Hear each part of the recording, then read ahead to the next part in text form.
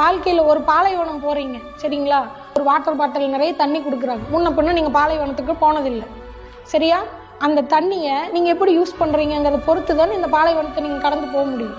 இது ஒரு தடவை பாலைவனத்தை கடந்தவனுக்கு அந்த தண்ணியோட வேல்யூ தெரியும். அதை எப்படி பத்திரமா வச்சுக்கணும், எங்கெங்கே அந்த தண்ணி குடிக்கணும், அதை யூஸ் பண்ணணும் பத்திரமா, அப்போ தான் நம்ம உயிர் பிழைக்க முடியும். இதை எப்படியாவது தாண்டிடணும்.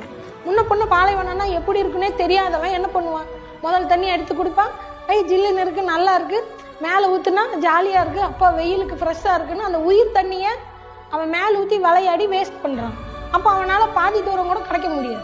கொஞ்சம் தூரம் போக போக தான் அந்த தண்ணியோட அருமை தெரியும். ஐயோ எனக்கு தெரியலையே, அந்த தண்ணி இருந்தால் இப்போ குடிச்சிருக்கலாமே, நான் விளையாடி அந்த தண்ணி வேஸ்ட் பண்ணிட்டேனே, எனக்கு இதோட அருமை தெரியலையே. நீ அழுதாலும் புரண்டாலும் என்ன பண்ணாலும் திரும்ப அந்த தண்ணி கிடைக்காது. இதே தான் உன் லைஃபும். எல்லாரும் ஒரு தடவை பறக்கிறோம், இந்த வாழ்க்கையை கடக்கிறோம். அந்த நேரம் தான் உன்னோட தண்ணி சரிங்களா. எல்லாரும் அந்த நேரத்தோட அருமை தெரியாமல், இந்த வாழ்க்கை எப்படி இருக்குன்னு தெரியாமல் அதை விளையாட்ட வேஸ்ட் பண்ணிடுறாங்க.